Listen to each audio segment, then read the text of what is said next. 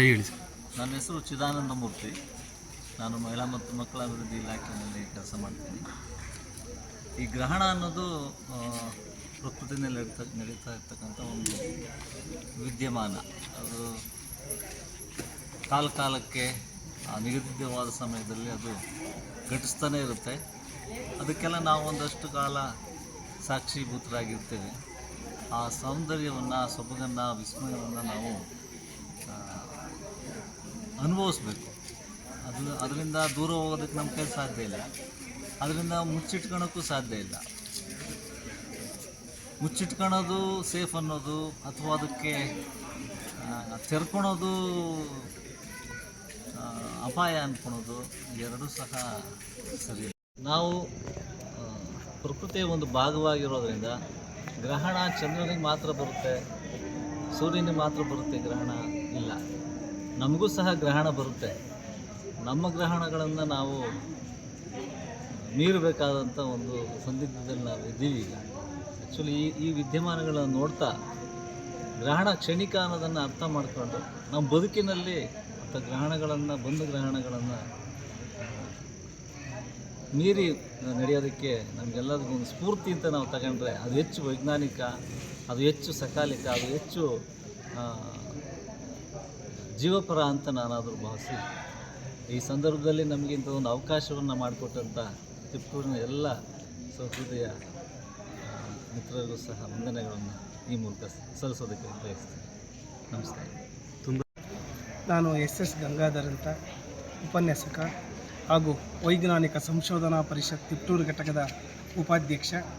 ನಾವು ವಿವಿಧ ಸಂಘ ಸಂಸ್ಥೆಗಳ ಸಹಯೋಗದಲ್ಲಿ ಇಂದು ಚಂದ್ರಗ್ರಹಣ ಒಂದು ವೈಜ್ಞಾನಿಕ ವಿಶ್ಲೇಷಣೆ ಅಂತ ಕಾರ್ಯಕ್ರಮವನ್ನು ಹಮ್ಮಿಕೊಂಡು ಇದಕ್ಕೆ ಸಂಬಂಧಪಟ್ಟಂಗೆ, ಗ್ರಹಣಗಳಿಗೆ ಸಂಬಂಧಪಟ್ಟಂಗೆ, ಅದು ಚಂದ್ರಗ್ರಹಣ ಇರ್ಬೋದು, ಸೂರ್ಯಗ್ರಹಣ ಇರ್ಬೋದು, ಇಂಥ ಏನು ನೆರಳ ಬೆಳಕಿನ ಆಟಗಳಿದ್ದಾವೆ, ಇದಕ್ಕೆ ಸಂಬಂಧಪಟ್ಟಂಥ ಏನೋ ಒಂದು ಜನರಲ್ಲಿ ಮೂಢನಂಬಿಕೆಗಳಿದ್ದಾವಲ್ಲ ಅವುಗಳನ್ನು ಅಳಿಸ್ಬೇಕು, ಮೂಢನಂಬಿಕೆಗಳನ್ನು ಜನರಲ್ಲಿ ಕಿತ್ತಾಕಬೇಕು ಇರ್ತಕ್ಕಂಥದ್ದನ್ನು ಕಾರಣಕ್ಕೋಸ್ಕರ ಈ ಒಂದು ಅರಿವು ಕಾರ್ಯಕ್ರಮವನ್ನು ಇವತ್ತು ಏರ್ಪಡಿಸಿದ್ದು.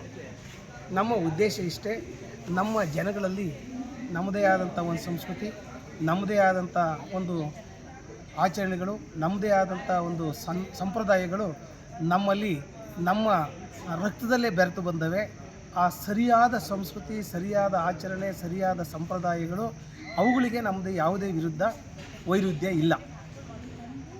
ಅವರವರ ನಂಬಿಕೆ. ನಾವು ದೇವರಿದ್ದಾನೆ, ದೇವರಿಲ್ಲ ಅಂತಕ್ಕಂಥದ್ದು ಚರ್ಚೆ ನಮ್ಮದಲ್ಲ. ಇದನ್ನೇ ಅನ್ನೋದು ಇಲ್ಲ ಅಂತಕ್ಕಂಥದ್ದು ಅವರವರ ನಂಬಿಕೆ. ನಮ್ಮ ವಿಚಾರ ಏನಂತಂದರೆ, ಏನು ಈ ಒಂದು ಆಚರಣೆಗಳ ನೆಪದಲ್ಲಿ, ಸಂಪ್ರದಾಯಗಳ ನೆಪದಲ್ಲಿ, ಪೂಜೆಗಳ ನೆಪದಲ್ಲಿ ಶೋಷಣೆ ನಡೀತಿದೆ, ಅನ್ಯಾಯ ನಡೀತಿದೆ, ಅಧರ್ಮ ನಡೀತಿದೆ, ಅತ್ಯಾಚಾರ ನಡೀತಿದೆ, ಕೊಲೆ ಸುಲಿಗೆಗಳು ನಡೀತಿದೆ. ಅದರಿಂದ ನಾವು ಆಚೆ ತರಬೇಕು ಜನಗಳನ್ನ ಅಂತಕ್ಕಂಥದ್ದು ನಮ್ಮ ಭಾವನೆ ಆಗಿದೆ. ಇದೆಲ್ಲದೂ ಕೂಡ ವೈಜ್ಞಾನಿಕ ವಿಚಾರಗಳನ್ನು ಈ ಜನಮಾನಸದಲ್ಲಿ ನಾವು ಮೂಡಿಸಿದ್ದೇ ಆದಲ್ಲಿ ಭಾರತ ದೇಶದ ಬಡತನವೇ ನಿರ್ಮೂಲನೆ ಆಗುತ್ತೆ, ಆರೋಗ್ಯ ಸುಧಾರಣೆ ಆಗುತ್ತೆ, ಒಂದು ಫೈನಾನ್ಷಿಯಲ್ ಸ್ಟೆಬಿಲಿಟಿಗೂ ಕಾರಣ ಆಗುತ್ತೆ. ಈಗ ಈ ಒಂದು ನೆಪದಲ್ಲಿ ಸಾವಿರಾರು ರೂಪಾಯಿಗಳನ್ನು, ಕೆಲವು ಉಳ್ಳವರು ಲಕ್ಷಾಂತರ ರೂಪಾಯಿಗಳನ್ನು ಇವತ್ತು ಖರ್ಚು ಮಾಡ್ತಿದ್ದಾರೆ. ಇವತ್ತು ಜನಗಳೇನು ಬೆಳಿಗ್ಗೆ ಎದ್ದು ಟಿ ವಿ ಮುಂದೆ ಕೂತ್ಕೋತಾರೋ, ಆ ಟಿ ವಿಲಿ ರಾಶಿಫಲ ಅದು ಇದು ಏನೆಲ್ಲ ಹೇಳ್ತಿರ್ತಾರೋ ಅದರಲ್ಲಿ ಸ್ವಲ್ಪ ಪ್ರಮಾಣದ ವೈಜ್ಞಾನಿಕ ಅಂಶ ಇರ್ಬೋದು, ಅದನ್ನು ನಾನು ಅಲ್ಲಗಳೆಯೋದಿಲ್ಲ. ಆದರೆ ಪೂರ್ಣ ಪ್ರಮಾಣದಲ್ಲಿ ಅವರು ಜನಗಳನ್ನು ದಿಕ್ತಪ್ಪಿಸ್ತಕ್ಕಂಥದ್ದು, ಪೂಜೆ ಪುನಸ್ಕಾರಗಳಿಗೆ ತೊಡಗಿಸ್ತಕ್ಕಂಥದ್ದು, ಖರ್ಚು ಮಾಡಿಸ್ತಕ್ಕಂಥದ್ದು, ಅವರು ಶೋಷಣೆ ಮಾಡ್ತಕ್ಕಂಥದ್ದು, ಇದೆಲ್ಲ ನಿಲ್ಲಬೇಕು. ಇಡೀ ಶಾಲಾ ಕಾಲೇಜುಗಳಲ್ಲಿ ಎಲ್ಲ ಹಂತಗಳಲ್ಲೂ ವೈಜ್ಞಾನಿಕವಾಗಿ ಚಿಂತನೆ ಮಾಡ್ತಕ್ಕಂಥದ್ದನ್ನು, ಈ ಒಂದು ವಾಮಾಚಾರಗಳು ಸರ್ಕಾರವೇ ಕೂಡ ವಾಮಾಚಾರ ವಿರೋಧಿ, ಮೂಢನಂಬಿಕೆ ವಿರೋಧಿ ವಿಧಿಯನ್ನು ಈಗಾಗಲೇ ಜಾರಿಗೆ ತಂದಿದೆ. ಆದರೂ ಕೂಡ ಇದು ಸಮರ್ಪಕವಾಗಿ, ವಿಶಿಷ್ಟವಾಗಿ, ಸಮರ್ಪಕವಾಗಿ, ಯಶಸ್ವಿಯಾಗಿ ಅನುಷ್ಠಾನ ಆಗ್ತಿಲ್ಲ. ಅನುಷ್ಠಾನ ಆಗಬೇಕು, ಸಮಾಜ ಸುಧಾರಿಸಬೇಕು ಅಂತೇಳಿ ನಾನು ಆಶಿಸಿ ನನ್ನ ಎರಡು ಮಾತುಗಳನ್ನ ಮುಗಿಸ್ತೀನಿ. ಬನ್ನಿ ಮೌಢ್ಯತೆಯ ಮಾರಿಯನ್ನು ಹೊರದೂಡ ಬನ್ನಿ ಅಂತೇಳಿ ಅದನ್ನು ನೀವು ಇವತ್ತು ಕಾರ್ಯಗತವನ್ನು ಮಾಡಿದ್ದೀರ. ಇದು ಒಳ್ಳೆಯ ಕಾರ್ಯಕ್ರಮ. ಎಲ್ಲೋ ಒಂದು ಕಡೆ ನಾವು ಹೇಳೋದೇ ಒಂದು, ಮಾಡೋದೇ ಒಂದು ರೀತಿಯಲ್ಲಾಗುತ್ತೆ. ಈಗ ನಾವು ಎಲ್ಲೋ ಮಾಧ್ಯಮಗಳಲ್ಲಿ ನೋಡ್ತಾ ಇರ್ತೀವಿ, ಇಸ್ರೋ ಶಿವಸುಂದರಮು ವಿಜ್ಞಾನಿಗಳು ಕ್ಷಿಪಣಿಯನ್ನು ಉಡಾವಣೆ ಮಾಡ್ತಾರೆ, ಯಾವುದೋ ದೇವಸ್ಥಾನದಲ್ಲಿ ಪೂಜೆನೂ ಮಾಡಿಸ್ತಾರೆ. ಇತ್ತಾಗೆ ನಾವು ಈಗಾಗಲೇ ಹಲವು ಈ ನಮ್ಮ ಸಂವಾದದಲ್ಲಿ ಅನೇಕ ಪ್ರಶ್ನೆಗಳು ಬಂದವು. ಆ ಪ್ರಶ್ನೆಗಳಲ್ಲಿ ಬಹಳ ಮುಖ್ಯವಾದದ್ದು ಎಲ್ಲರ ಮನೆಯಲ್ಲೂ ಕ್ಯಾಲೆಂಡರ್ ಇದ್ದಾವೆ.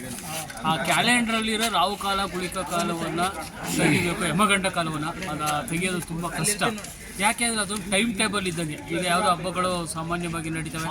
ಈಗ ಮನೆಯವರು ಮೂಢನಂಬಿಕೆಗಳ ಲೆಕ್ಕದಲ್ಲೇ ಮತ್ತೆ ಕೇಳ್ತಾರೆ ಯಾವಾಗ ಟೈಮಲ್ಲಿ ಪೂಜೆ ಮಾಡಿದರೆ ಒಳ್ಳೆಯದಾಗುತ್ತೆ ಅನ್ನೋದು. ಮತ್ತೆ ನಾವು ಅದೇ ಮೂಢನಂಬಿಕೆಗಳಿಗೆ ಹೋಗ್ತೀವಿ. ಬಹಳ ಟೈಮ್ ಬೇಕು ಈ ಬದಲಾವಣೆಯನ್ನು ಮಾಡೋದಕ್ಕೆ. ಈ ಕಲಾಕೃತಿಯವರು ಇಂತಹ ಕಾರ್ಯಕ್ರಮಗಳ ಮೂಲಕ ಉಪಹಾರವನ್ನು ಈ ಟೈಮಲ್ಲಿ ನಾವು ಸೇವಿಸೋದ್ರಿಂದ ಯಾವುದೇ ಕಂಟಕಗಳಾಗೋದಿಲ್ಲ. ಮತ್ತು ದೇವಸ್ಥಾನಗಳ ಬಗ್ಗೆ ಯಾಕೆ ದೇವಸ್ಥಾನಗಳನ್ನು ಮುಚ್ತಾರೆ ಸಂಜೆ ಟೈಮಲ್ಲಿ? ಉದಾಹರಣೆಗೆ ಶೃಂಗೇರಿನಲ್ಲಿ ಮತ್ತು ಹೊರನಾಡಲ್ಲಿ ಇವತ್ತು ಮಾಧ್ಯಮಗಳೆಲ್ಲ ನೋಡಿದ್ರೆ ಮಹೇಶ್ರವರು ಅದಕ್ಕೊಂದು ಸಮರ್ಥನೆಯನ್ನು ಕೊಟ್ಟಿದ್ದಾರೆ. ಏನೋ ಒಂದು ಪಾಸಿಟಿವ್ ಥಿಂಕಿಂಗ್ ಇರುತ್ತೆ. ಯಾಕಂದರೆ ಅಂತಿಮವಾಗಿ ವೈದ್ಯ ಲೋಕದ ಡಾಕ್ಟ್ರು ಎಲ್ಲ ಪ್ರಯತ್ನಗಳನ್ನು ಮಾಡಿ ಕೊನೆಗೊಂದು ಪಾಸಿಟಿವ್ ಥಿಂಕಿಂಗ್ ಇದೆ. ನಾನು ಮಾಡೋ ಪ್ರಯತ್ನ ಎಲ್ಲ ಮಾಡಿದ್ದೀನಿ, ಇನ್ನೇನಿದ್ರು ಆ ದೇವ್ರು ನೋಡಬೇಕು ಅಂತ ಹೇಳ್ತಾರೆ. ಅದು ಪಾಸಿಟಿವ್ ಥಿಂಕಿಂಗ್, ಅದು ಮೂಢನಂಬಿಕೆ ಅಲ್ಲ. ಹಾಗಾಗಿ ಈ ಕಾರ್ಯಕ್ರಮದ ಮೂಲಕ ಹೊಸ ಹೆಜ್ಜೆಯನ್ನು ಈ ಒಂದು ತಿಪಟೂರಿನ ಕಲ್ಪತರು ಇಟ್ಟಿದೆ. ಶುಭವಾಗಲಿ. ಇನ್ನು ಈ ಒಂದು ವಿಜ್ಞಾನ ಪರಿಷತ್ ಘಟಕದಿಂದ ಹಲವಾರು ಕಾರ್ಯಕ್ರಮಗಳು ಮೂಡಿಬರಲಿ ಸರ್. ನಮಸ್ತೆ ಸರ್. ಥ್ಯಾಂಕ್ಸ್. ಶಿವಕುಮಾರ್ ಸರ್, ದಯವಿಟ್ಟು ಈ ಕಾರ್ಯಕ್ರಮದ ಬಗ್ಗೆ ಯಾಕೆ ಈ ಟೈಮಲ್ಲಿ ನೀವು ಎಲ್ಲ ಸಂಘಟನೆಗಳಿಂದ ಉಪಹಾರನ ಇಲ್ಲಿ ಸ್ವೀಕರಿಸಿದಾರೆ ಗ್ರಹಣ ಸಮಯದಲ್ಲಿ? ಇದೆಲ್ಲ ತಪ್ಪಲ್ವಾ? ನಮ್ಮ ಧಾರ್ಮಿಕ ಚಿಂತನೆಗಳಿಗೆ ಇದು ನೀವೇನೋ ಒಂಥರ ಆಘಾತ ಕೊಡ್ತಿದ್ದೀರೋ ಅನ್ನಿಸ್ತಾ ಇದೆ. ಏನಂತೀರಾ ಸರ್ ಇದ್ರ ಬಗ್ಗೆ? ನಿಮಗೆ ನನ್ನ ಪ್ರಕಾರ ಈಗ ಹೇಳಿ ಅಲ್ಲಿ ಭಾರತೀಯ ಧಾರ್ಮಿಕ ಪದ್ಧತಿ ಅಥವಾ ಜ್ಯೋತಿಷಿಗಳ ಪ್ರಕಾರ ಗ್ರಹಣ ಸಮಯದಲ್ಲಿ ಆಹಾರ ಸೇವನೆ ಮಾಡಬಾರ್ದು, ಮನೆಯಲ್ಲಿ ಆಹಾರ ತಯಾರಿಸಬಾರ್ದು ಅಂತ ಹೇಳ್ತಾರೆ. ಆದರೆ ನನಗೆ ನಾನು ಆ್ಯಸ್ ಎ ಸೈನ್ಸ್ ಟೀಚರ್ ಆಗಿ ಹೇಳೋದು ಅಂದರೆ ಅಥವಾ ವೈಜ್ಞಾನಿಕವಾಗಿ ಹೇಳೋದಾದರೆ ಗ್ರಹಣ ಸಮಯದಲ್ಲಿ ಆಹಾರ ಸೇವನೆ ಮಾಡೋದು ತಪ್ಪಲ್ಲ. ಮನೆಯಲ್ಲಿ ಆಹಾರ ತಯಾರಿಸಬೇಕು. ಆಮೇಲೆ ಕೆಲವರು ಮನೆಯಿಂದ ನೀರೆಲ್ಲ ಚೆಲ್ತಾರೆ, ತಪ್ಪು. ಎಲ್ಲ ಕೆರೆ, ನದಿ, ಹಳ್ಳಗಳಲ್ಲಿ ಅಥವಾ ನೀವು ಹೇಳ್ತಿರೋದು ನಮ್ಮ ಸಹಜ ಜೀವನಕ್ಕೂ ಗ್ರಹಣ ಇಲ್ಲಿ ಖಗೋಳದಲ್ಲಿ ನಡೆಯುವಂಥ ವಿಸ್ಮಯಗಳಿಗೂ ಯಾವುದಕ್ಕೂ ಒಂದಕ್ಕೊಂದು ಸಂಬಂಧ ಇಲ್ಲ. ಗ್ರಹಣ ನಮ್ಮ ಮೇಲೆ ಯಾವುದೇ ರೀತಿಯ ಪರಿಣಾಮವನ್ನು ಬೀರೋದಿಲ್ಲ. ಗ್ರಹಣ ಅಂತಕ್ಕಂಥದ್ದು ಒಂದು ನಭೋಮಂಡಲದ ಒಂದು ಚಮತ್ಕಾರ ಅಥವಾ ಒಂದು ಏನಂತ ಕರೀತಾರೆ ವಿಶೇಷ ಆಗ್ತಾ ಇರುತ್ತೆ. ಖಗೋಳ ವಿದ್ಯಮಾನ ಅಂತ ಇರ್ತೀವಿ, ಫಿನಾಮಿನನ್. ಅದು ನಮ್ಮ ಮೇಲೆ ಯಾವುದೂ ಪ್ರಭಾವ ಬೀರಲ್ಲ. ನಮ್ಮ ಮನೆಯಲ್ಲೂ ಅದನ್ನೇ ಚರ್ಚೆ ಮಾಡಿದ್ದೀನಿ ನಾನು ನಮ್ಮ ತಂದೆಯವರೊಂದಿಗೆ, ನಮ್ಮ ಶ್ರೀಮತಿಯವರೊಂದಿಗೆ. ಅವರು ಅಡುಗೆ ಮಾಡಿ ಊಟ ಮಾಡ್ತಾ ಇದ್ದಾರೆ. ನಂಗೆ ಅನಿಸ್ಲಿಲ್ಲ. ಅಲ್ಲಿ ಟಿ ವಿ ಮಾಧ್ಯಮಗಳಲ್ಲಿ ಬಿತ್ತರ ಆಗ್ತಾ ಇರೋದು ನೋಡಿ ನನಗೆ ತುಂಬ ಆಘಾತ ಆಯಿತು. ಅವರು ಯಾವುದೇ ರೀತಿಯ ಸೈಂಟಿಫಿಕ್ ಎಕ್ಸ್ಪ್ಲನೇಷನ್ ಕೊಡ್ತಾ ಇರಲಿಲ್ಲ. ಯಾರೋ ಒಬ್ಬರು ಜ್ಯೋತಿಷನೋ ಪುರೋಹಿತರನ್ನ ಕೂರಿಸ್ಕೊಂಡು ಈ ಗ್ರಹಣದಿಂದ ಈ ಎಫೆಕ್ಟ್ ಆಗುತ್ತೆ, ವಿನಾಶ ಆಗುತ್ತೆ, ಜಗತ್ತು ಪ್ರಳಯ ಆಗುತ್ತೆ, ರಾಜಕಾರಣದ ಮೇಲೆ ಪ್ರಭಾವ ಬೀರುತ್ತೆ, ಎಫೆಕ್ಟ್ ಆಗ್ತಾ ಇದೆ, ನೀವು ಈ ರಾಶಿಯವ್ರಿಗೆ ಇದಾಗುತ್ತೆ, ಆ ರಾಶಿಯವ್ರಿಗೆ ಇದಾಗುತ್ತೆ ಎಲ್ಲ ಹೇಳ್ತಾ ಇದ್ರು. ನನಗೆ ನೋಡಿ ಅದನ್ನು ಆಫ್ ಮಾಡಿ ನಾನು ಚಂದನ ಹಾಕ್ತೆ ಟಿವಿನ. ಅಲ್ಲಿ ಒಂದು ಒಳ್ಳೆ ರೀತಿಯ ಸೈಂಟಿಫಿಕ್ ಎಕ್ಸ್ಪ್ಲನೇಷನ್ಸ್ ಸಿಗ್ತಾ ಇತ್ತು. ಎಲ್ಲ ಖಗೋಳ ವಿಜ್ಞಾನಿಗಳಾಗಲಿ ಯಾರೇ ಸತ್ಯದ ಒಂದು ಅನ್ವೇಷಣೆ ಇರ್ತಕ್ಕಂಥವರು ಇದನ್ನು ಗ್ರಹಣದಿಂದ ಯಾವುದೇ ರೀತಿಯ ಎಫೆಕ್ಟ್ ಆಗಲ್ಲ. ಚಂದ್ರಗ್ರಹಣ ಆಗಲಿ, ಸೂರ್ಯಗ್ರಹಣ ಆಗಲಿ, ಅದು ಪ್ರತಿ ಸಾವಿರಾರು ವರ್ಷಗಳಿಂದ ಅದು ಅನೂಚಾನವಾಗಿ ಈ ರೀತಿಯ ಘಟನೆಗಳು ಏನು ಈಗಾಗಲೇ ನಾವು ತಿಳಿದಂಗೆ ಸೂರ್ಯ, ಭೂಮಿ, ಚಂದ್ರನ ಚಲನೆಗಳ ಮೂಲಕ ಇದು ಒಂದು ವಿದ್ಯಮಾನ ಘಟಿಸ್ತಾ ಇದೆ. ಹಾಗಾಗಿ ಇದು ಒಂದು ರೀತಿಯ ಇವತ್ತಿನ ನಾವು ಎಲ್ಲ ಸಂಭ್ರಮಿಸಬೇಕು. ಬಾನಂಗಳದಲ್ಲಿ ಇವತ್ತು ಚಂದ್ರನ ಚಮತ್ಕಾರವನ್ನು ನಾವು ನೋಡ್ತಾ ಇದ್ದೀವಿ. ನಿಜಕ್ಕೂ ನಮ್ಮ ಎಲ್ಲ ಸಂಘಟನೆಗಳು ಸೇರಿ ಇಲ್ಲಿ ಇವತ್ತು ಒಂದು ಗ್ರಹಣ ವೀಕ್ಷಣೆ ಹಾಗೂ ಸಂವಾದ ಕಾರ್ಯಕ್ರಮ ಏರ್ಪಡಿಸಿರ್ತಕ್ಕಂಥದ್ದು, ಆಯೋಜಿಸ್ತಕ್ಕಂಥದ್ದು ಅತ್ಯಂತ ಸ್ತುತ್ಯಾರ್ಹ ಹಾಗೂ ಶ್ಲಾಘನೀಯ ಅಂತ ನಾನಾದರೂ ಭಾವಿಸ್ತೇನೆ ಸರ್.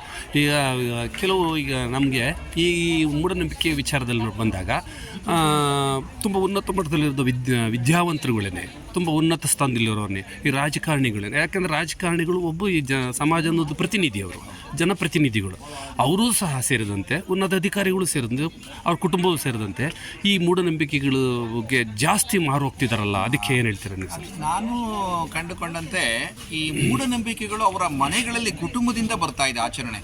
ಅವರು ತಾತ, ಅಜ್ಜಿ ಅಥವಾ ಅವ್ರು ಏನು ಮನೆಯಲ್ಲಿ ನೀವು ವೈಜ್ಞಾನಿಕವಾಗಿ ಚಿಂತನೆ ಮಾಡಿಕೊಂಡು ಇದನ್ನು ಸರಿ ಇದು ತಪ್ಪು ಅಂತ ನಾವು ಹೇಳ್ತಾ ಬಂದಿದ್ರೆ ಮೂಢನಂಬಿಕೆಗಳು ಇರಲ್ಲ. ಎಷ್ಟೋ ಜನ ನಾನು ಫಿಸಿಕ್ಸ್ ಟೀಚರ್ಸೇ ನೋಡಿದ್ದೀನಿ, ಅಲ್ಲಿ ಬೋಧನೆಯನ್ನು ಅಲ್ಲಿ ಸೋಲಾರ್ ಎಕ್ಲಿಪ್ಸು, ಲೂನಾರ್ ಎಕ್ಲಿಪ್ಸ್ ಬಗ್ಗೆ ಪಾಠ ಮಾಡಿ ಬಂದು ಅವತ್ತು ಗ್ರಹಣ ದಿನ ಅವೆಲ್ಲ ಮನೆಯಲ್ಲಿ ನೀರನ್ನು ಚೆಲ್ತಿದ್ದು ನೋಡಿದ್ದೀನಿ. ಪ್ರೊಫೆಸರ್ಸ್ನ, ಯೂನಿವರ್ಸಿಟಿ ಪ್ರೊಫೆಸರ್ಸನ್ನು ನಾನು ನೋಡಿದ್ದೀನಿ. ಅವರು ನುಡಿದಂತೆ ನಡೀತಿರಲಿಲ್ಲ. ಅಲ್ಪ ಬೋಧನೆಗೆ ಒಂದು ಜೀವನ ವಿಧಾನ ಕ್ರಮ ಒಂದು. ಅದು ಯಾಕೆ ಅಂದರೆ ಅವ್ರ ಮನೆಯಲ್ಲಿ ಮೊದಲಿಂದಲೂ ಆ ಒಂದು ಧಾರ್ಮಿಕ ಕಟ್ಟಳೆಗಳಲ್ಲಿ, ಸಂಪ್ರದಾಯಗಳಲ್ಲಿ ಬೆಳೆದು ಬಂದಿರೋದ್ರಿಂದ ಅದರ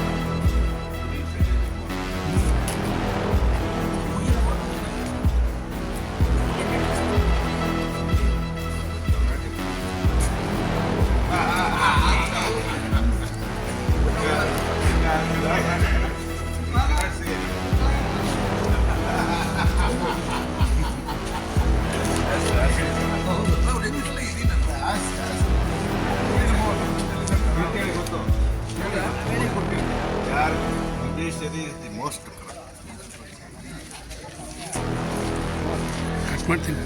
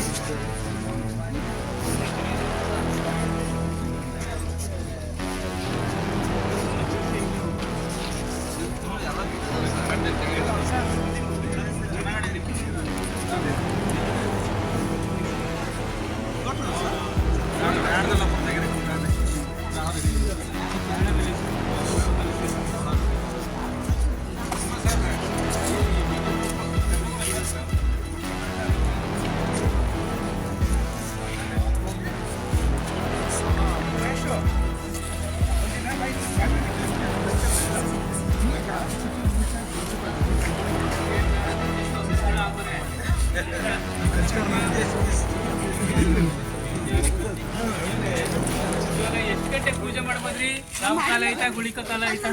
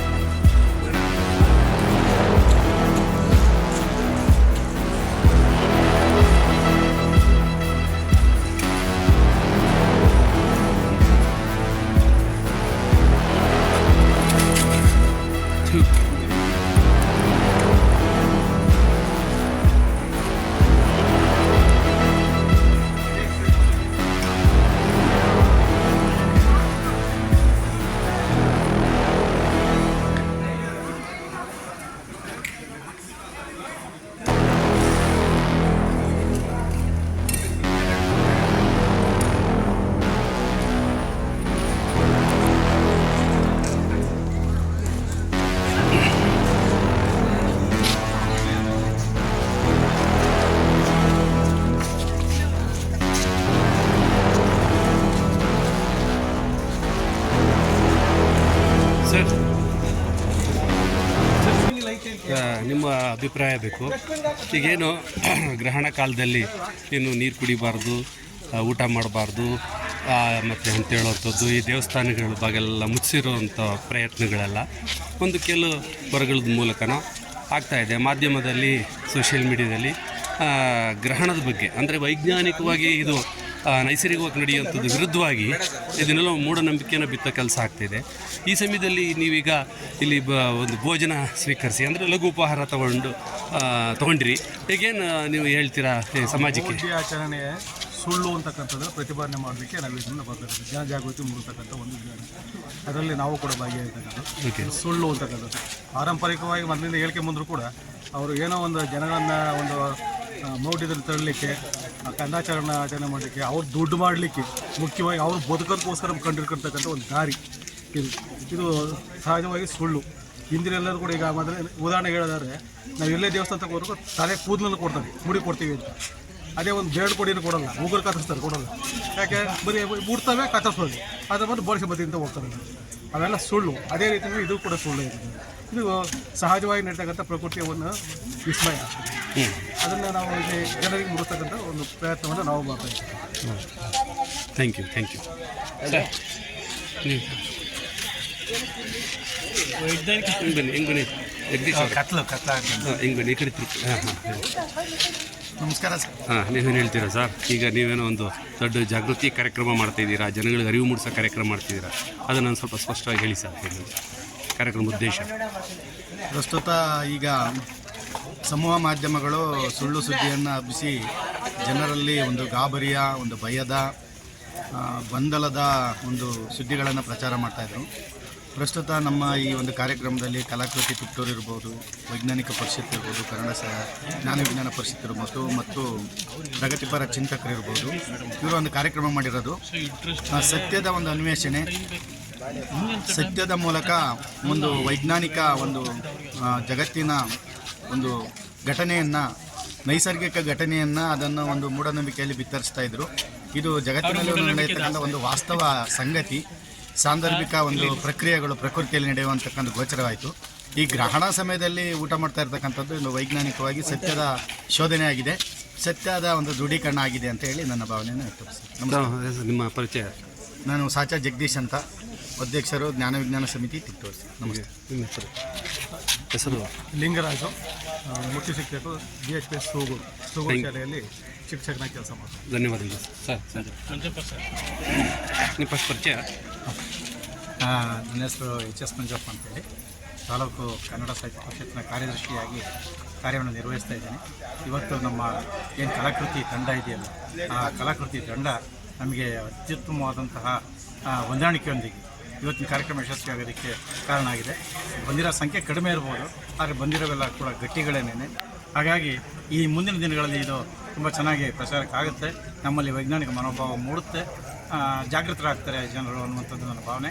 ಈ ನಿಟ್ಟಿನಲ್ಲಿ ನಮ್ಮ ಹೊಸದಾಗಿ ಆಯ್ಕೆಯಾಗಿರುವಂಥ ನಮ್ಮ ಕರ್ನಾಟಕ ಜ್ಞಾನ ವಿಜ್ಞಾನ ಸಮಿತಿಯ ಜಗದೀಶ್ ಆಗಿರ್ಬೋದು, ರಾಜ್ಯ ವೈಜ್ಞಾನಿಕ ಸಂಶೋಧನಾ ಪರಿಷತ್ತಿನ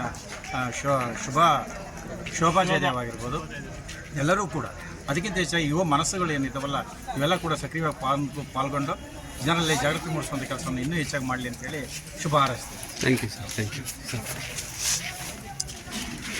ಸರ್ ನಮಸ್ತೆ, ನಾನು ನಾಗರಾಜ್ ಅಂತೇಳಿ ರಿಟೈರ್ಡ್ ಪ್ರಿನ್ಸಿಪಲ್. ಇವಾಗ ನೀವು ಕಲಾಕೃತಿ ಮತ್ತು ಕನ್ನಡ ಸಾಹಿತ್ಯ ಪರಿಷತ್ತು, ವೈಜ್ಞಾನಿಕ ವಿಜ್ಞಾನ ಪರಿಷತ್ ವತಿಯಿಂದ ಒಳ್ಳೆಯ ಒಂದು ಬದಲಾವಣೆಯ ಒಂದು ಕಾರ್ಯಕ್ರಮವನ್ನು ಮಾಡಿದ್ದೀರ. ಈ ಪ್ರಯತ್ನಗಳನ್ನು ಕುವೆಂಪುರವರು ಆಗಿನ ಕಾಲದ ಸುಮಾರು 70 ವರ್ಷಗಳ ಹಿಂದೆ ವಿಚಾರ ಕ್ರಾಂತಿಗೆ ಆಹ್ವಾನ ಅನ್ನತಕ್ಕಂಥ ಒಂದು ಲೇಖನದ ಮೂಲಕ ಜ್ಞಾನ ಭಾರತೀಯ ಘಟಿಕೋತ್ಸವದಲ್ಲಿ ಒಂದು ಕವನವನ್ನು ಬರೆಯೋದ್ರ ಮೂಲಕ ಅವರು ಹೇಳಿದರು.